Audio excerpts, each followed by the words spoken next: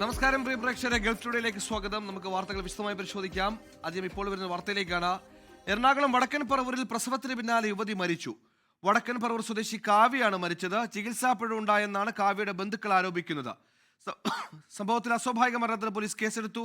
Vipin C Vijayan കൊച്ചിയിൽ നിന്ന് വിവരങ്ങളുമായി ചെയ്യുന്നു. വിപിൻ, ഒരു അസ്വാഭാവികമായ അല്ലെങ്കിൽ ഇത്തരത്തിലൊരു ദുരൂഹത കുടുംബം ഉയർത്താൻ കാരണം എന്താണ്? എപ്പോഴായിരുന്നു ഈ പറയുന്ന യുവതി മരിച്ചത്? വിശദാംശങ്ങൾ. സുഹൈൽ, പറവൂർ സ്വദേശിനിയായിട്ടുള്ള കാവ്യ 30 വയസ്സായിരുന്നു. കാവ്യയാണ് മരണപ്പെട്ടത്. ഡിസംബർ 24-നാണ് രണ്ടാമത്തെ കുഞ്ഞിന് ജന്മം നൽകുന്നതിന് വേണ്ടി ഡോൺ ബോസ്കോ ആശുപത്രിയിൽ, അത് വടക്കൻ പറവൂരിലുള്ള ആശുപത്രിയിൽ കാവ്യയെ പ്രവേശിപ്പിക്കുന്നത്. അതിനുശേഷം ഈ പ്രസവത്തിന് തൊട്ടു പിന്നാലെ അമിത രക്തസ്രാവം ഉണ്ടാവുകയായിരുന്നു. പിന്നീട് രക്തം നൽകിയെന്നുണ്ടെങ്കിലും ആ ചികിത്സ അത് വിജയിച്ചില്ല. അതിനുശേഷം പിന്നീട് ഗർഭപാത്രം നീക്കം ചെയ്യണമെന്ന് ഡോക്ടർമാർ പറയുന്നു. അതിനുശേഷം ഹൃദയാഘാതം സംഭവിച്ചു. പിന്നീട് വെന്റിലേറ്ററിലായി. ഈ വെന്റിലേറ്ററിലായതിനു ശേഷം പിന്നീട് നഗരത്തിലെ ഒരു സ്വകാര്യ ആശുപത്രിയിലേക്ക് കാവ്യയെ മാറ്റുകയായിരുന്നു. അപ്പോൾ അതിന്റെ ഒരു ഗൗരവം ഈ കുടുംബത്തെ അറിയിച്ചില്ല. ഒപ്പം തന്നെ ഈ രക്തസ്രാവം ഉണ്ടായത് എങ്ങനെയാണ്, കാര്യമായ മറ്റ് ആരോഗ്യ പ്രശ്നങ്ങൾ ഒന്നുമില്ലാത്ത ആളായിരുന്നു കാവ്യ. അപ്പോൾ ഇക്കാര്യങ്ങളിലാണ് ഒരു ചികിത്സാ പിഴവ് ഉണ്ടായി എന്ന് കുടുംബം ഇപ്പോൾ പരാതി ഉന്നയിക്കുന്നത്. ഈ പരാതിയെ തുടർന്ന് പോലീസ് അസ്വാഭാവിക മരണത്തിന് കേസെടുത്തിട്ടുണ്ട്. പോസ്റ്റ്മോർട്ടം കഴിഞ്ഞ് മൃതദേഹം സംസ്കരിച്ചു. ഈ പോസ്റ്റ്മോർട്ടം റിപ്പോർട്ട് വന്നതിന് ശേഷം കൂടുതൽ നടപടികൾ ഇതുമായി ബന്ധപ്പെട്ടുണ്ടാകും എന്നുള്ളതാണ് പോലീസ് അറിയിച്ചിരിക്കുന്നത്. ഇതിൽ ആശുപത്രി പറയുന്നത് ഈ അപൂർവമായി പ്രസവത്തിന് തൊട്ടു പിന്നാലെ ഇങ്ങനെ രക്തസ്രാവം ഉണ്ടാവാറുണ്ട്, സാധ്യമായതെല്ലാം ചെയ്തു എന്നുള്ളതാണ് ആശുപത്രിയുടെ ഇതുമായി ബന്ധപ്പെട്ട വിശദീകരണം. പക്ഷേ കുടുംബം മുഖ്യമന്ത്രിക്കും ആരോഗ്യമന്ത്രിക്കും ഉൾപ്പെടെ പരാതി നൽകാനാണ് ഇപ്പോൾ ഉദ്ദേശിച്ചിരിക്കുന്നത്. സുഹൈൽ, എന്തായാലും സംഭവത്തിൽ പോലീസ് അസ്വാഭാവിക മരണത്തിന് കേസെടുത്തിട്ടുണ്ട്. പോസ്റ്റ്മോർട്ടം റിപ്പോർട്ട് വന്ന ശേഷം ഒരു വ്യക്തമായ അന്വേഷണം നീങ്ങാനായിരിക്കും പോലീസിന്റെ തീരുമാനം. ആശുപത്രി പിഴവ് സംഭവിച്ചിട്ടില്ല എന്നാണ് വിശദീകരിക്കുന്നത്. അതേസമയം ചികിത്സാ പിഴവുണ്ടെന്ന ആരോപണത്തിൽ ഉറച്ചു നിൽക്കുകയാണ് കാവ്യയുടെ കുടുംബം. നമുക്ക് മറ്റു വാർത്തകളിലേക്ക് പോകാം. സൗദി അറേബ്യയുടെ സാമ്പത്തിക വൈവിധ്യവൽക്കരണ പദ്ധതികൾക്ക് കരുത്തേകി രാജ്യത്തെ നേരിട്ടുള്ള വിദേശ നിക്ഷേപത്തിൽ വൻ വർധന. 2025 മൂന്നാം പാദത്തിൽ വിദേശ നിക്ഷേപം 34% ഉയർന്ന് 24.9 ബില്യൺ റിയാലിലെത്തി. ആഗോള നിക്ഷേപകരുടെ പ്രധാന കേന്ദ്രമായി സൗദി മാറുന്നതിന്റെ വ്യക്തമായ സൂചനയാണ് പുതിയ കണക്കുകൾ വ്യക്തമാക്കുന്നത്. വിഷൻ 2030 ലോകത്തിന്റെ നിക്ഷേപ ഭൂപടത്തിൽ സൗദി അറേബ്യ നടത്തുന്ന മുന്നേറ്റം കൃത്യമായി അടയാളപ്പെടുത്തുന്നതാണ് പുതിയ report. General authority four statistics പുറത്തുവിട്ട കണക്കുകൾ പ്രകാരം 2024 അപേക്ഷിച്ച് വിദേശ നിക്ഷേപത്തിൽ റെക്കോർഡ് വളർച്ചയാണ് രാജ്യം 2025 കൈവരിച്ചിരിക്കുന്നത്. 2025 മൂന്നാം പാദത്തിൽ വിദേശ നിക്ഷേപം 24.9 ബില്യൺ റിയാലായി ഉയർന്നു. 2024 ഇതേ കാലയളവിൽ ഇത് 18.5 ബില്യൺ റിയാലായിരുന്നു. അതായത് ഒരു വർഷത്തിനിടെ 34.5% വർധനവ്. നിക്ഷേപ സൌഹൃദാന്തരീക്ഷം ഒരുക്കുന്നതിൽ സൗദി അറേബ്യ കൈവരിച്ച വിജയമാണ് ഈ കണക്കുകൾ സൂചിപ്പിക്കുന്നത്. സൗദിയിലെ നിക്ഷേപം പിൻവലിക്കുന്ന പ്രവണത കുറഞ്ഞു എന്നതാണ് ശ്രദ്ധേയമായ മറ്റൊരു കാര്യം. പുറത്തേക്കുള്ള ഒഴുക്ക് 65.7% കുറഞ്ഞ് 2.7 ബില്യൺ റിയാലായി ചുരുങ്ങി. അതായത് വിദേശ കമ്പനികൾ മൂലധനം പിൻവലിക്കുന്നതിന് പകരം സൗദിയിൽ തന്നെ പുനർനിക്ഷേപം നടത്താൻ താൽപര്യപ്പെടുന്നു എന്നാണ് ഇതിലൂടെ വ്യക്തമാകുന്നത്. എണ്ണേതര വരുമാനം ലക്ഷ്യമിട്ടുള്ള പരിഷ്കാരങ്ങളോടൊപ്പം പുതിയ തൊഴിലവസരങ്ങളും വരുന്നാളുകളിൽ സൗദി സമ്പദ് വ്യവസ്ഥയെ കൂടുതൽ ഉയരങ്ങളിലേക്ക് എത്തിക്കുമെന്നാണ് വിലയിരുത്തൽ. ജലീൽ കണ്ണമംഗലം, 24 ജിദ്ദ. UAE-യിൽ ജുമുഅ സമയത്തിലെ മാറ്റം നാളെ മുതൽ പ്രാബല്യത്തിലാകും. എല്ലാ എമിറേറ്റുകളിലും ഉച്ചയ്ക്ക് 12:45 ഖുതുബ തുടങ്ങുക. പുതുവർഷത്തിൽ നിരവധി മാറ്റങ്ങൾക്കും UAE-യിൽ തുടക്കമായിട്ടുണ്ട്. ജുമുഅ നമസ്കാര സമയം നേരത്തെയാക്കുമെന്ന് UAE മതകാര്യ വകുപ്പ് മാസങ്ങൾക്ക് മുൻപ് വ്യക്തമാക്കിയിരുന്നു. ഇതനുസരിച്ച് ഇനി മുതൽ 12:45 പള്ളികളിൽ ഖുതുബ ആരംഭിക്കും. 2023 പുതിയ വർക്ക് വീക്ക് നിലവിൽ വന്നപ്പോഴായിരുന്നു ജുമുഅ സമയം ആദ്യമായി ഉച്ചയ്ക്ക് 1:15 ഏകീകരിച്ചത്. 4 വർഷത്തിനിപ്പുറം പല ചർച്ചകൾക്ക് ശേഷമാണ് അരമണിക്കൂർ കൂടി നേരത്തെയാക്കി പുതിയ സമയം നടപ്പിലാക്കുന്നത്. മതപരമായ കാരണങ്ങളല്ല, മറിച്ച് സാമൂഹിക കാര്യങ്ങൾ മുൻനിർത്തിയാണ് സമയമാറ്റമെന്നാണ് ഇസ്ലാമിക് അഫയേഴ്സ് കമ്മിറ്റിയുടെ വിശദീകരണം. വിശ്വാസികളോട് നേരത്തെ പള്ളിയിലെത്താൻ നിർദ്ദേശം നൽകിയിട്ടുണ്ട്. വെള്ളിയാഴ്ച സ്കൂളുകൾ നേരത്തെ വിടും. 11:30 ക്ലാസുകൾ അവസാനിപ്പിക്കാനാണ് നിർദ്ദേശം. പഞ്ചസാര അടങ്ങിയ പാനീയങ്ങളുടെ നികുതിയിലും ദുബായിൽ മാറ്റം വന്നിട്ടുണ്ട്. പാനീയങ്ങളിൽ പഞ്ചസാരയുടെ അളവിനനുസരിച്ചാകും ഇനി നികുതി ഉണ്ടാവുക. ഒറ്റത്തവണ മാത്രം ഉപയോഗിക്കാൻ കഴിയുന്ന വിവിധതരം പ്ലാസ്റ്റിക്കുകൾക്കും നിരോധനം ഏർപ്പെടുത്തി. 24 ദുബായ്. പുതുവർഷത്തെ സ്വീകരിച്ച് സൗദിയിലെ പ്രവാസികൾ കേക്കുകൾ മുറിച്ചും മധുരം വിതരണം ചെയ്തുമാണ് ദമാമിലെ മലയാളി പ്രവാസികൾ പുതുവർഷത്തെ വരവേറ്റത്. ദമാമിൽ നിന്നും സുബൈറുദ്ദീനൂർ തയ്യാറാക്കിയ റിപ്പോർട്ടിലേക്ക്. തീർച്ചയായും അങ്ങനെ പുത്തൻ പ്രതീക്ഷകളുമായി സൗദി അറേബ്യയിലെ ദമാമിലെ മലയാളി പ്രവാസികളും അങ്ങനെ പുതുവർഷത്തെ സ്വീകരിച്ചിരിക്കുകയാണ്. നേരത്തെ പറഞ്ഞതുപോലെ തന്നെ പാട്ടുകൾ പാടിയും കേക്ക് മുറിച്ചും പരസ്പരം മധുരം വിതരണം ചെയ്തൊക്കെയാണ് ദമാമിലെ മലയാളി പ്രവാസികളും പുതുവർഷത്തെ സ്വീകരിച്ചത്. എനിക്ക് തോന്നുന്നു 2025 അങ്ങനെ പോയി മറഞ്ഞു, 2026 പിറന്നിരിക്കുന്നു. എങ്ങനെയായിരുന്നു ആഘോഷ പരിപാടികൾ? എങ്ങനെ തോന്നുന്നു? 2025 നല്ല വർഷമായിരുന്നു. അതിലേറെ നല്ല വർഷമായി 2026 ഞങ്ങൾ സ്വാഗതം ചെയ്യുന്നു. നല്ല ഒരു വർഷത്തെ ഞങ്ങൾ ആശംസിക്കുന്നു. എനിക്ക് തോന്നുന്നു ഇവിടെ നിങ്ങൾ ഈ പറഞ്ഞ പോലെ ഒരുപാട് മലയാളികൾ ഒരുമിച്ച് കൂടുന്നു. എന്താണ് എനിക്ക് തോന്നുന്നു എല്ലാ വർഷവും ഇങ്ങനെ പരിപാടികൾ സംഘടിപ്പിക്കാറുണ്ടോ? എന്താണ്? കൊടും തണുപ്പാണ്, അതൊന്നും ആർക്കും ഏശുന്നില്ല. ഈ ആഘോഷത്തിന്റെ നിറവിലാണ് എല്ലാവരും. ഏതായാലും 25 കഴിഞ്ഞ് 26 എല്ലാവർക്കും നല്ലത് വരട്ടെ എന്ന് മാത്രം ആശംസിക്കുന്നു. അതെ, എനിക്ക് തോന്നുന്നു ഇവിടെ നേരത്തെയൊക്കെ പാട്ടുകൾ പാടി അല്ലേ പരസ്പരം ഈ ഒരു 2026 സന്ദേശം പരസ്പരം കൈമാറിയൊക്കെയാണ്. വളരെ സന്തോഷകരമായൊരു നിമിഷത്തിലൂടെയാണ് നാം കടന്നു പോകുന്നത്. 2026 എല്ലാവരും വളരെ പ്രതീക്ഷയോടെ കാണുന്നു. നാട്ടിൽ വടകര എങ്ങനെയുണ്ടായിരുന്നു ആഘോഷ പരിപാടി? വളരെ ഉഷാറായി. 2025 പറഞ്ഞു വെച്ചു. 2026 വരവേറ്റു. ഇനി അത് ഗംഭീരമാക്കണം. ഇവിടെ നാട്ടിലെവിടെ? ആലപ്പുഴയാണ്. ആലപ്പുഴയിലെ അതേ ഒരു ഉത്സവ അന്തരീക്ഷം ഇവിടെ കൊണ്ടുവരിക എന്നുള്ളതാണ്. അത് കൂടുതൽ നമുക്ക് ഒരുപാട് സന്തോഷിക്കാൻ പറ്റി. പിന്നെ കുറെ പ്രശ്നങ്ങളും പ്രയാസങ്ങളും സന്തോഷങ്ങളും ഒക്കെ ആയിട്ട് 2025 നമ്മൾ പറഞ്ഞയച്ചു. 26 ഒരുപാട് സന്തോഷവും സമാധാനവും ഉള്ള ഒരു വർഷമാകട്ടെ എന്ന് നമ്മൾ ആശംസിക്കുന്നു. ഇദ്ദേഹത്തോട് ഗംഭീരമായിട്ട് നേരത്തെ പാട്ടൊക്കെ പാടുന്നത് കേട്ടു ഈ ആഘോഷത്തിന്റെ നിറവിലല്ലേ? പാട്ടൊക്കെ പാടിയാണ് 2025 സ്വീകരിച്ചിരിക്കുന്നത്. എങ്ങനെയാണ് ഒരുപാട് പേര് ഒന്നിച്ച് കയറി വരുന്നുണ്ട്? എങ്ങനെയാണ്? കൂട്ടുകുടുംബം എന്നല്ല, ഇവിടെ എല്ലാവരും ഒരു ഫാമിലി പോലെ ആയി വന്നു. ഞങ്ങള് എല്ലാ വർഷവും ഇങ്ങനെ ആഘോഷിക്കാറുണ്ട്. ആടിയും പാടിയും മധുരം നുകർന്നും ഫുഡ് ഉണ്ടാക്കിയിട്ട് പരസ്പരം ഫുഡ് ഉണ്ടാക്കി കൊണ്ടുവന്നു. എല്ലാവരും ഒക്കെ ഫുഡൊക്കെ ഉണ്ടാക്കി കൊണ്ടുവന്ന് ഇവിടെ ഒരിടത്ത് വെച്ച് എല്ലാവരും ഒരുമിച്ചിരുന്ന് കഴിച്ചൊക്കെ ആയിരുന്നു ഇവിടുത്തെ ആഘോഷങ്ങൾ അല്ലേ? ഞങ്ങളെ ആഘോഷം അങ്ങനെയാണ്. പ്രാവശ്യത്തെ എന്റെ ന്യൂ ഇയർ എന്ന് വെച്ചാല് മധുരം കൂടിയതാണ്. ഉമ്മയും അനിയത്തിമാരും നാട്ടിൽ നിന്ന് എല്ലാവരും ഇവിടെ വന്നു. എങ്ങനെ കാണുന്നു ഈ വർഷത്തെ? 2025 നല്ലതായിരുന്നു. ഇനി നമ്മൾ 2026 നല്ലതാവാൻ നോക്കും. നല്ലതാവട്ടെ എന്ന് ആഗ്രഹിക്കുന്നു അല്ലേ? 2025 നല്ല ഭംഗിയായി കഴിഞ്ഞു പോയി. 2026 അതും നല്ലതായിട്ട് എന്നുള്ള ആഗ്രഹിക്കുന്നു. മലയാളികൾ ചേർന്നുകൊണ്ടുള്ള ഒരു ടീമാണ് നമ്മുടെ. എന്താണ് ഈ ടീമിന്റെ പേരെന്താണ്? ഫൺ ടൈം ആണ് ഇവരുടെ പേര്. പേര് പോലെ തന്നെ എല്ലാവരും ഒരു ഫണ്ണായിട്ടാണ് ആഘോഷങ്ങൾക്ക് നടത്തിയല്ലേ. എല്ലാവരും ഒരുമിച്ചിരിക്കുന്നു, കേക്ക് മുറിക്കുന്നു, അങ്ങനെ 2026 സ്വീകരിക്കുന്നു. എന്തായാലും നിങ്ങളുടെ പേരുകൾ പോലെ തന്നെ എല്ലാം 2026 ഗംഭീരമാവട്ടെ, സന്തോഷകരമാവട്ടെ എന്ന് ഞങ്ങൾ ആശംസിക്കുന്നു. ഒട്ടേറെ പ്രതീക്ഷകളാണ് വരുംകാലത്തെക്കുറിച്ച് പ്രവാസികൾക്കുള്ളത്. പ്രതീക്ഷകളും സ്വപ്നങ്ങളുമൊക്കെ പൂവണിയുന്ന ഒരു വർഷമായി മാറട്ടെ 2026 ഞങ്ങൾക്ക് ആശംസിക്കാം, പ്രാർത്ഥിക്കാം. ദമാമിൽ നിന്നും സുബൈറുദ്ദീനൂർ, 24. സൗദി അറേബ്യയിൽ തൊഴിൽ നിയമങ്ങൾ ലംഘിച്ച ലക്ഷത്തിലധികം സ്ഥാപനങ്ങൾക്കെതിരെ നടപടിയുമായി മാനവശേഷി മന്ത്രാലയം 2025 മൂന്നാം പാദത്തിൽ നടത്തിയ പരിശോധനകളിൽ 1,16,000-ത്തിലധികം നിയമലംഘനങ്ങളാണ് കണ്ടെത്തിയത്. സൗദി തൊഴിൽ വിപണിയിലെ നിയമലംഘനങ്ങൾ കണ്ടെത്താൻ പരിശോധന കർശനമാക്കിയിരിക്കുകയാണ് മാനവശേഷി സാമൂഹ്യ വികസന മന്ത്രാലയം. 2025 മൂന്നാം പാദത്തിലെ കണക്കുകൾ പ്രകാരം 1,16,868 ഗുരുതര നിയമലംഘനങ്ങളാണ് വിവിധ സ്ഥാപനങ്ങളിലായി കണ്ടെത്തിയത്.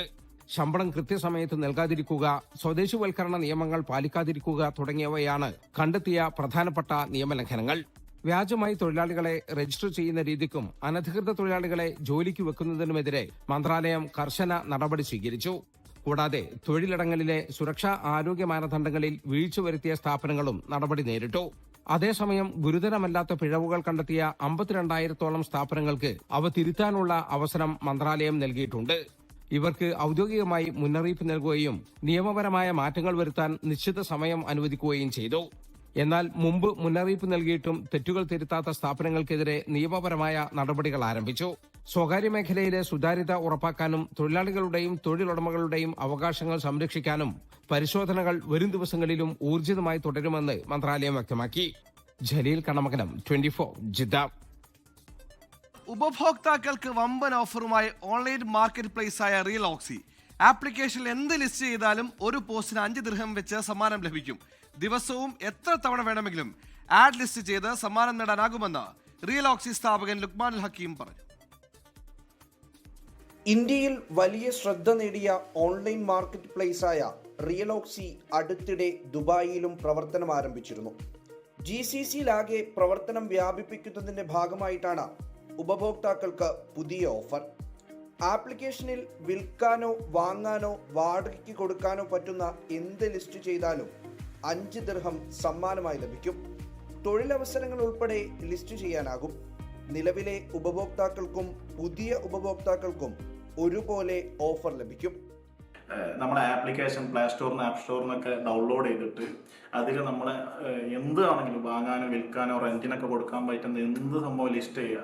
ജസ്റ്റ് നമ്മുടെ ആപ്പിൽ പോസ്റ്റ് ചെയ്ത് കഴിഞ്ഞാൽ ഒരു പോസ്റ്റിന് നമ്മൾ 5 ദിർഹംസ് വെച്ചിട്ട് നമ്മൾ UAE-ലുള്ള എല്ലാ ആളുകൾക്കും കൊടുക്കാൻ വേണ്ടി തീരുമാനിച്ചിട്ടുണ്ട്.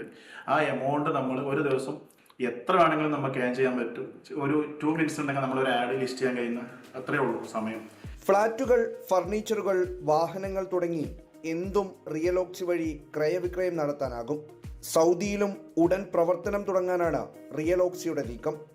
24 ദുബായ്. ആഗോള കാപ്പി വിപണിയിലെ പ്രമുഖരായ മാസിമോ സെനറ്റി ബെവറേജ് ഗ്രൂപ്പിന്റെ ഉപസ്ഥാപനമായ Bon Cafe Middle East Saudi അറേബ്യയിലെ പ്രമുഖ നിക്ഷേപ ഗ്രൂപ്പായ റാക്കോ ഹോൾഡിംഗുമായി കൈകോർക്കുന്നു. സൗദി അറേബ്യയിൽ ബോൺ അറേബ്യ KSA എന്ന പേരിൽ പുതിയ സംരംഭം ആരംഭിക്കുന്നതിനുള്ള കരാറായി റാക്കോ ഹോൾഡിംഗ് CEO റഹീം പട്ടർക്കടവനും Bon Cafe Middle East managing director Aparna ബാരറ്റോയും ആണ് കരാറിൽ ഒപ്പുവെച്ചത്. തന്ത്രപരമായ പങ്കാളിത്തത്തിലൂടെ ബോൺ കഫേ, സെഗാഫ്രെഡോ തുടങ്ങിയ പ്രശസ്ത അന്താരാഷ്ട്ര ബ്രാൻഡുകൾ ഇനി സൗദി വിപണിയിലെത്തും.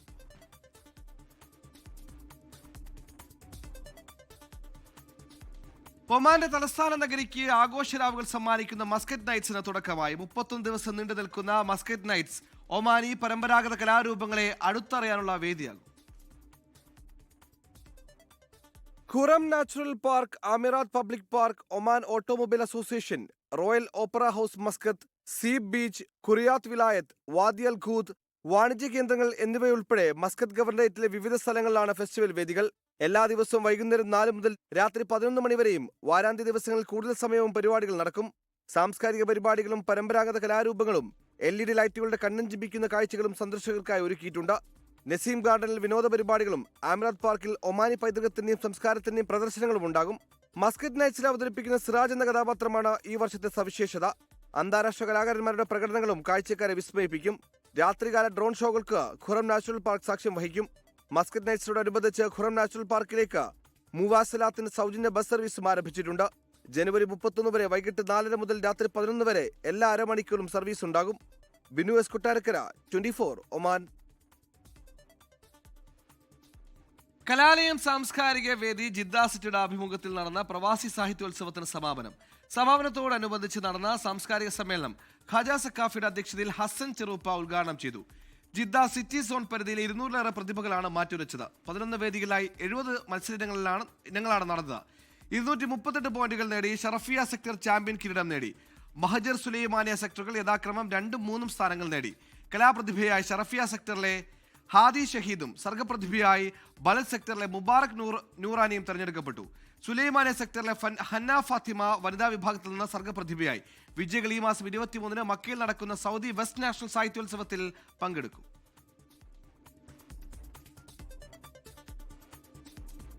സൗദിയിലെ കുൻഫുദയിൽ പ്രവാസി ജീവിതം നയിച്ചിരുന്നവർ മലപ്പുറത്ത് നടത്തിയ സംഗമം ശ്രദ്ധേയമായി. 1979-ൽ കുൻഫുദിലെത്തിയവർ മുതൽ പുതുതലമുറയിലെ പ്രവാസികൾ വരെ സംഗമത്തിൽ പങ്കെടുത്തു. കുൻഫുദ മലയാളി അസോസിയേഷന്റെ ആഭിമുഖ്യത്തിലാണ് പ്രവാസി സംഘവും ആദ്യകാല പ്രവാസികൾ ആദരിക്കൽ ചടങ്ങും നടന്നത്. തലപ്പാറ ഷാദി ഓഡിറ്റോറിയത്തിൽ നടന്ന ചടങ്ങ് 1979-ൽ കുൻഫുദയിലെത്തിയ ആദ്യകാല പ്രവാസി മംഗലശ്ശേരി ഹസൻ ഹാജി ഉദ്ഘാടനം ചെയ്തു. കുടിയേറ്റമെന്ന് കേട്ടാൽ ഓസ്ട്രേലിയയിൽ പലരുടെയും മുഖം ചൊളിയുന്ന ഒരു കാലമാണിത്. എന്നാൽ ഓസ്ട്രേലിയയിലെ അന്തർ സംസ്ഥാന കുടിയേറ്റങ്ങൾക്ക് പ്രത്യേകിച്ച് നിയന്ത്രണങ്ങളില്ല. പിടിക്കപ്പെട്ട ഒരു അന്തർ സംസ്ഥാന കുടിയേറ്റ ശ്രമത്തെക്കുറിച്ച് പെനീന മാത്യു തയ്യാറാക്കിയ റിപ്പോർട്ടിൽ. ഓസ്ട്രേലിയയിലെ ക്വീൻസ്ലൻഡ് സംസ്ഥാനത്തെ ടുവൂംബയിൽ നിന്നും 800 കിലോമീറ്റർ അകലെയുള്ള ന്യൂ സൗത്ത് വെയിൽസ് സംസ്ഥാനത്തെ സെൻട്രൽ കോസ്റ്റിലേക്ക് അനധികൃതമായി ഇഴഞ്ഞു നീങ്ങി നുഴഞ്ഞു കയറിയ സംഭവത്തിൽ പിടിയിലായത് ഒരു പെരുമ്പാമ്പാണ്. കോസ്റ്റൽ കാർപ്പറ്റ് പൈത്തൺ എന്ന ഇനത്തിൽപ്പെട്ട പെരുമ്പാമ്പിന് 1.2 മീറ്റർ നീളമുണ്ട്. കാറിലെ ഇന്ധന ടാങ്കിന്റെ മുകളിലായാണ് പുള്ളി ചുരുണ്ടുകൂടിയത്. ചക്രങ്ങളിൽ നിന്നും കാറ്റേറ്റ് സുഖകരമായിരുന്നു 9 മണിക്കൂർ നീണ്ട യാത്ര. പെട്രോളിന്റെയും ഡീസലിന്റെയും മണം കേട്ടാൽ പാമ്പുകൾ വരില്ല എന്ന വിശ്വാസത്തെ പൊളിച്ചെഴുതാൻ വേണ്ടിയാണോ ഈ സാഹസം നടത്തിയതെന്നറിയില്ല. അതോ ഇനി വ്യത്യസ്തമായ ഒരു പുതുവർഷ ആഘോഷത്തിനായി ഇറങ്ങി പുറപ്പെട്ടതാണോ എന്നും അറിയില്ല. കാറിന്റെ ഉടമസ്ഥനായ ആന്റണി ഓസ്ട്രേലിയൻ റെപ്റ്റൈൽ പാർക്ക് അധികൃതരോട് സഹായം അഭ്യർത്ഥിച്ചതിനെ തുടർന്നാണ് സംഭവം പുറത്തറിയുന്നത്. റെപ്റ്റൈൽ പാർക്ക് തലവനായ ദില്ലൻ വാലിസ് പറയുന്നത് തന്റെ ജീവിതത്തിൽ പലതവണ കാറിനുള്ളിൽ പാമ്പുകളെ കണ്ട സംഭവം ഉണ്ടായിട്ടുണ്ടെങ്കിലും ആദ്യമായാണ് പാമ്പ് ഇത്രയും ദൂരം കാറിൽ സഞ്ചരിച്ച ഒരു അനുഭവത്തിന് സാക്ഷ്യം വഹിക്കുന്നത്. സെൻട്രൽ കോസ്റ്റിലെ ആവാസ വ്യവസ്ഥയിൽ ഇത്തരം പാമ്പുകൾ ഇല്ലാത്തതിനാൽ പാമ്പിനെ തിരിച്ച് യാത്ര ആരംഭിച്ച സ്ഥലത്ത് തന്നെ കൊണ്ടുവിടാനാണ് തീരുമാനം. എന്തായാലും ഇനിയുള്ള യാത്ര കുറച്ചുകൂടി ഔദ്യോഗികമായ രീതിയിലായിരിക്കുമെന്ന് മാത്രം. ഈ കരുതലും പരിരക്ഷയും അനധികൃത കുടിയേറ്റം നടത്തുന്ന മനുഷ്യർക്ക് ലഭിക്കാൻ ഇടയില്ല. ഓസ്ട്രേലിയയിൽ നിന്നും 24-ന് വേണ്ടി പെനീന മാത്യു. പുതുവത്സരാഘോഷത്തിനിടെ സ്വിറ്റ്സർലാൻഡിലെ ക്രാൻസ് മൊണ്ടാനയിലെ സ്കീ റിസോർട്ട് ടൗണിൽ ആഡംബര ബാറിലുണ്ടായ സ്ഫോടനത്തിൽ 40 പേർ മരിച്ചു. 100-ലധികം പേർക്ക് പരിക്കേറ്റു. മരണസംഖ്യ ഉയരാൻ സാധ്യതയുണ്ടെന്നാണ് റിപ്പോർട്ടുകൾ. അട്ടിമറിയില്ലെന്നാണ് സ്വിസ് സുരക്ഷാ ഏജൻസികൾ പറയുന്നത്. പ്രാദേശിക സമയം പുലർച്ചെ 1:30-യോടെയാണ് സ്ഫോടനമുണ്ടായത്. ക്രാൻസ് മൊണ്ടാനയിലെ ആഡംബര ഹോട്ടലായ ലീ കോൺസ്റ്റലേഷൻ ബാർ ആൻഡ് ലോഞ്ചിലായിരുന്നു അപകടം. സ്ഫോടനത്തിന്റെ കാരണം വ്യക്തമല്ല. ബാറിൽ നിന്ന് തീയും കനത്ത പുകയും വരുന്ന ദൃശ്യങ്ങൾ പുറത്തുവന്നു. സ്വിസ് ആൽപ്സിലെ വിനോദസഞ്ചാര കേന്ദ്രങ്ങളിൽ ഒന്നാണ് സ്ഫോടനമുണ്ടായ ക്രാൻസ് മൊണ്ടാന. പുതുവത്സരാഘോഷങ്ങൾക്കായി എത്തിയവരാണ് അപകടത്തിൽപ്പെട്ടത്. കൊല്ലപ്പെട്ടവരിൽ വിദേശികളുമുണ്ടെന്നാണ് വിവരം. ആൽപ്സ് പർവ്വതനിരയിലെ പ്രധാന വിനോദസഞ്ചാര കേന്ദ്രമായ ക്രാൻസ് മൊണ്ടാനയിൽ ആഡംബര റിസോർട്ടുകൾ ഏറെയുണ്ട്. അവധിക്കാലം ആഘോഷിക്കാൻ വിവിധ രാജ്യങ്ങളിൽ നിന്ന് നിരവധി പേരെത്തുന്ന ഇടമാണിത്. സ്വിറ്റ്സർലൻഡിന്റെ തലസ്ഥാനമായ ബേണിൽ നിന്ന് 2 മണിക്കൂർ ഡ്രൈവ് ചെയ്താൽ സ്കീ റിസോർട്ട് ടൗണിലെത്താം. പൊള്ളലേറ്റവരിൽ പലരുടെയും ആരോഗ്യനില അതീവ ഗുരുതരമാണ്. മരണസംഖ്യ ഇനിയും ഉയരാൻ സാധ്യതയുണ്ടെന്ന് അധികൃതർ അറിയിച്ചു. International desk 24. കേരള ബ്ലാസ്റ്റേഴ്സ് നായകൻ അഡ്രിയാൻ ലൂണ താൽക്കാലികമായി ക്ലബ്ബ് വിട്ടു. ലോണിൽ താരം വിദേശ ക്ലബ്ബിലേക്ക് ചേക്കേറി. ആരാധകരെ ഞെട്ടിച്ച നിരാശയിലാക്കി കേരള ബ്ലാസ്റ്റേഴ്സിന്റെ പുതുവർഷ ദിനത്തിലെ പ്രഖ്യാപനം. ഇതിഹാസ താരവും നായകനുമായ അഡ്രിയാൻ ലൂണ താൽക്കാലികമായി ക്ലബ്ബ് വിടുന്നു. ഈ സീസണിലെ ശേഷിക്കുന്ന സമയത്തേക്ക് വിദേശ ക്ലബ്ബിലേക്കാണ് ലൂണ ലോണിൽ പോവുക. പരസ്പര ധാരണയോടെ താരവും ക്ലബ്ബും എടുത്ത തീരുമാനമെന്നാണ് ബ്ലാസ്റ്റേഴ്സിന്റെ സമൂഹമാധ്യമ പോസ്റ്റ്. ISL അനിശ്ചിതത്വമാണ് ക്ലബ്ബ് താൽക്കാലികമായി വിടാൻ താരത്തെ പ്രേരിപ്പിച്ചതെന്നാണ് വിവരം.